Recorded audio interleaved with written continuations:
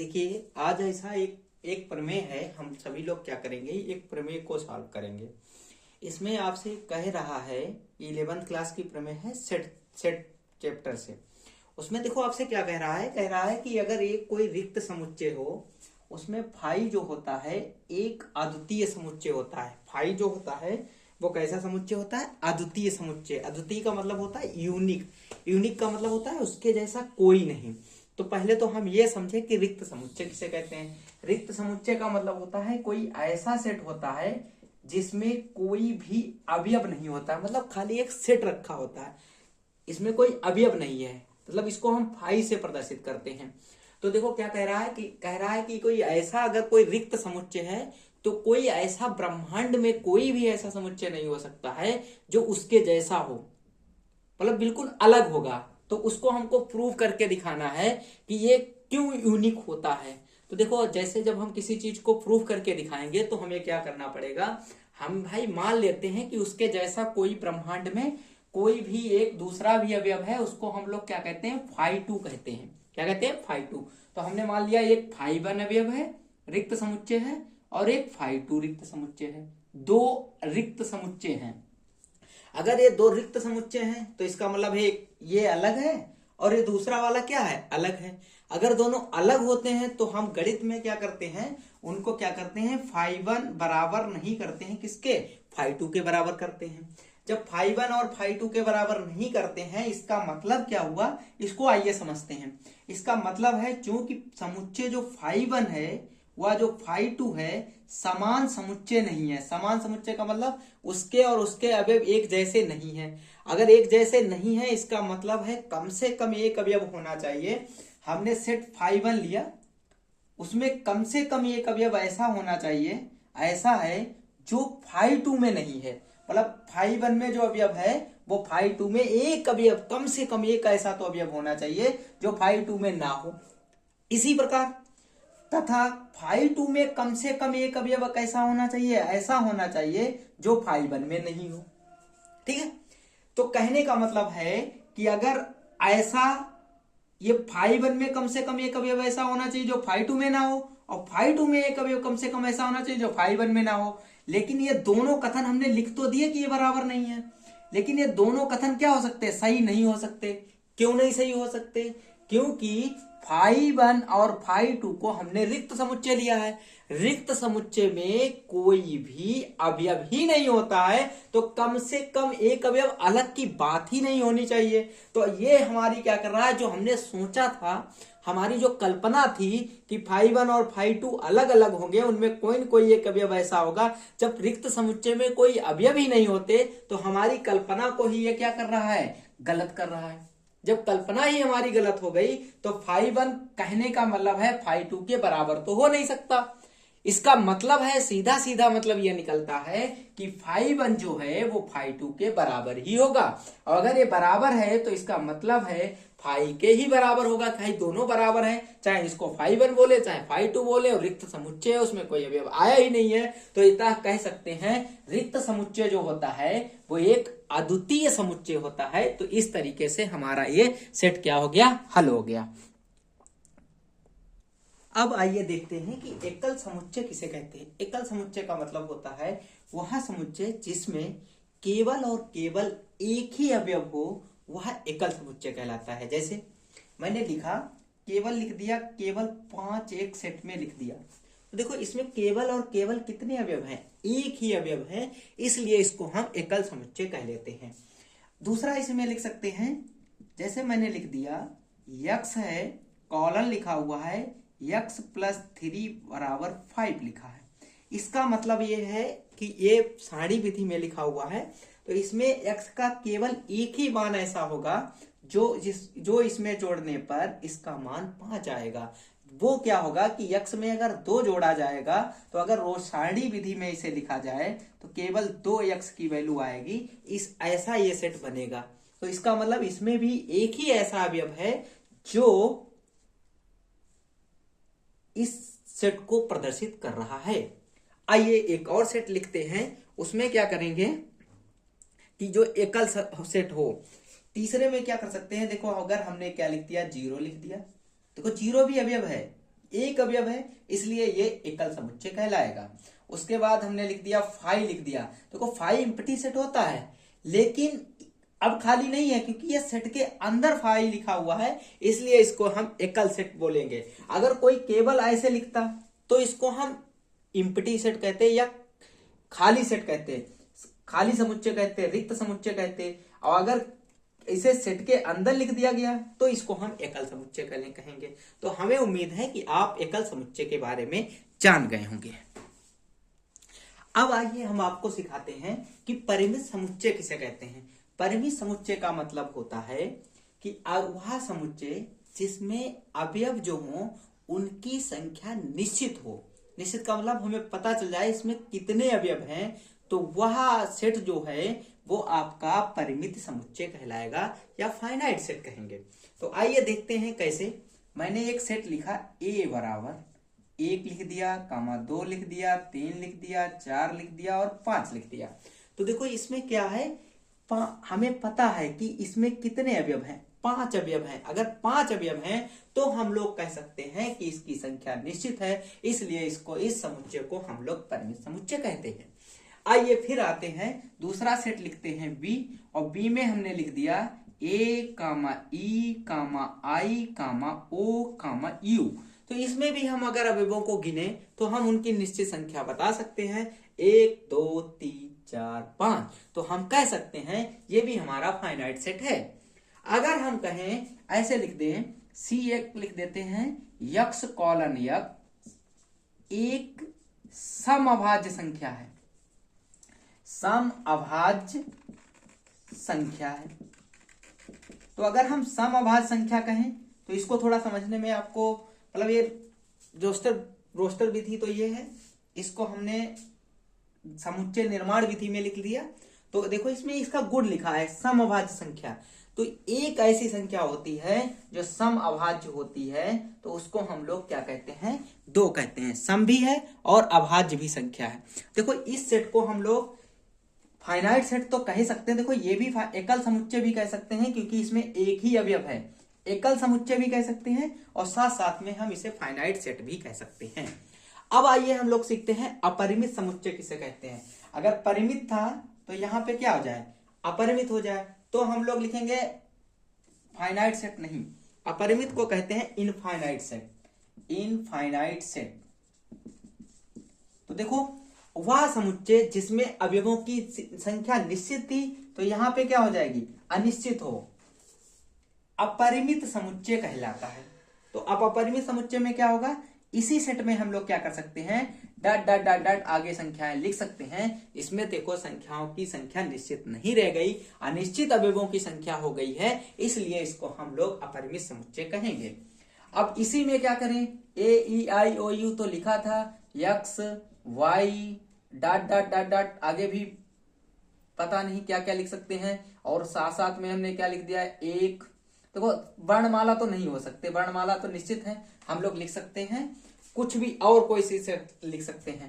जैसे विश्व के लेखकों ऐसे लिखते हैं, यक्स कॉलन यक्स विश्व के लेखकों का समुच्चय।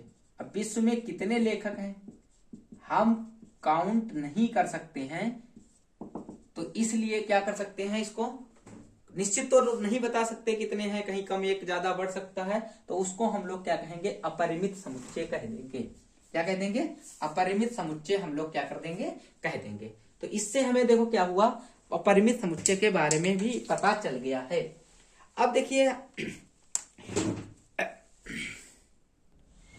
आइए अब हम लोग सीखते हैं समुच्चय की गणन संख्या किसे कहते हैं। गणन संख्या को मतलब ये कभी कभी पूछा जाता है कार्डिनल नंबर ऑफ सेट क्या होते हैं।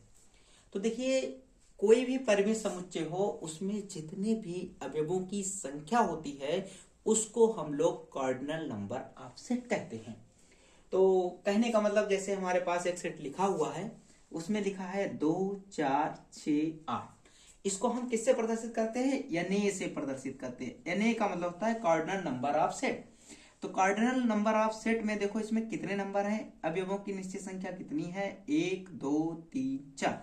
तो किसी भी सेट के कार्डिनल नंबर को लिखने के लिए हमें जितने भी उसमें नंबर सेट में होते हैं, उन्हीं को हम लोग कार्डिनल नंबर ऑफ सेट कहते हैं। तो हमारे पास 4 अवयव थे, तो इसका मतलब सेट ए का कार्डिनल नंबर जो है या समुच्चय की गणन संख्या है वो 4 हो गई।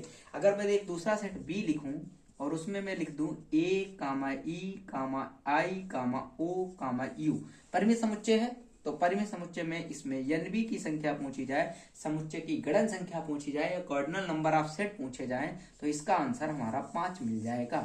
तो इस तरीके से हम लोगों ने क्या सीख लिया, समुच्चय की गणन संख्या कैसे निकाली जाती है। आइए अब देखते हैं कि समान समुच्चय किसे कहते हैं, यूक्लिड सेट किसे कहते हैं। देखो अगर दो समुच्चय हैं और वो आपस में क्या है, समान समुच्चय तभी कहलाएंगे कब, जब ए का प्रत्येक अवयव जो है बी में हो तथा बी का प्रत्येक अवयव ए में हो, क्रम से कोई मतलब नहीं, मतलब ए में है और वही अवयव बी में हमें कहीं न कहीं मिलना चाहिए। तो आइए हम देखते हैं, जैसे मैंने कहा अब इसे गणितीय रूप में कैसे लिखेंगे, जैसे ए बराबर है बी के, तो ये जो निशान ए उल्टा बना हुआ है इसका मतलब होता है सभी मान, सभी वैल्यू। यक्स का मतलब है कोई भी अवयव हो वो बिलोंग करेगा, किसमें होगा, ए में होगा। अगर यक्स ए में है, इंप्लॉइड दैट मतलब आगे अगर हम देखेंगे तो हमें जाके देखना पड़ेगा कि यक्स बी भी अवयव में होना चाहिए। अगर ए बराबर है बी में, या ऐसा भी कह सकते हैं अगर कोई अवयव की सारी वैल्यू जो यक्स है उसकी बी में है, तो यक्स में आके देखना पड़ेगा कि इसमें अवयव में वैल्यू है या बी में नहीं है। आई एक्स का मतलब होता है अवयव का मान। आइए देखते हैं, हमारे पास दो सेट लिखे हुए हैं, एक सेट ए बराबर दिया हुआ है, अब एक सेट बी बराबर दिया हुआ है।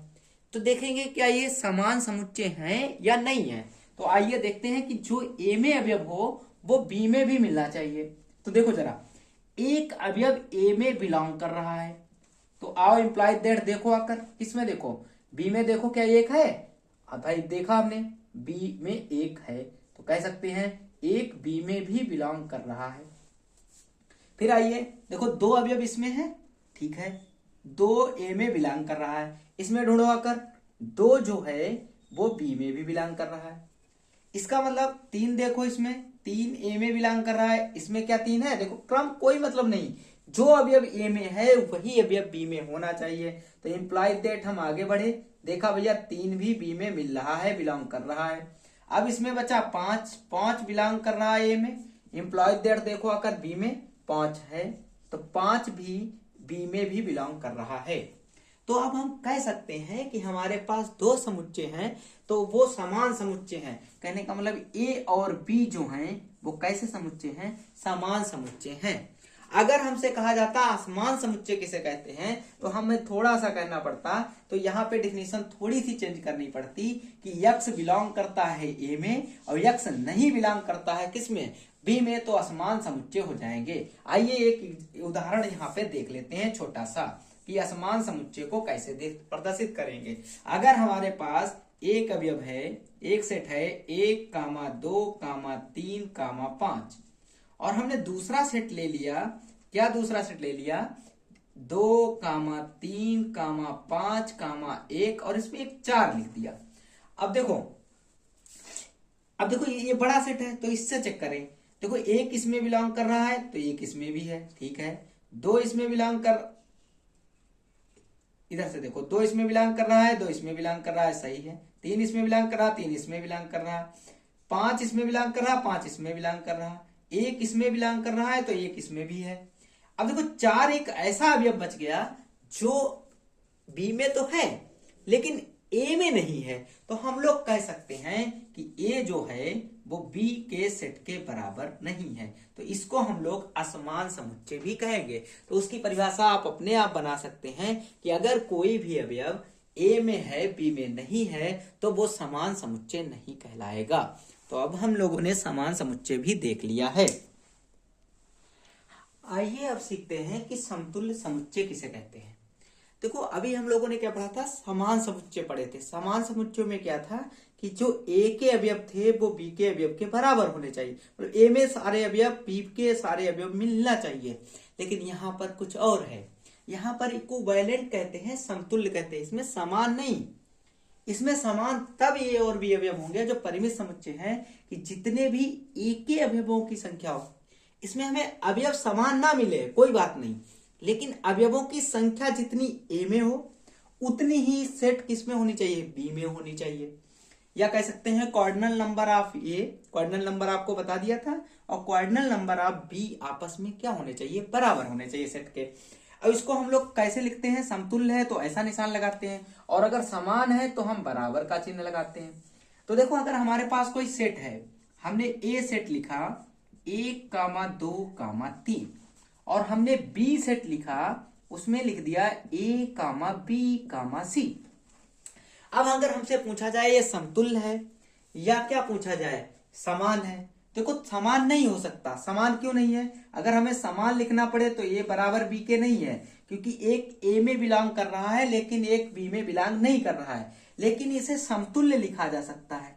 समतुल्य क्यों है, क्योंकि ए में अवयवों की संख्या कितनी है, यन ए बराबर 3 है और यन बी बराबर भी कितना है, 3 है। तो इनके अवयवों की संख्या समान है, इसलिए इसको हम लोग समतुल्य समुच्चय कहते हैं।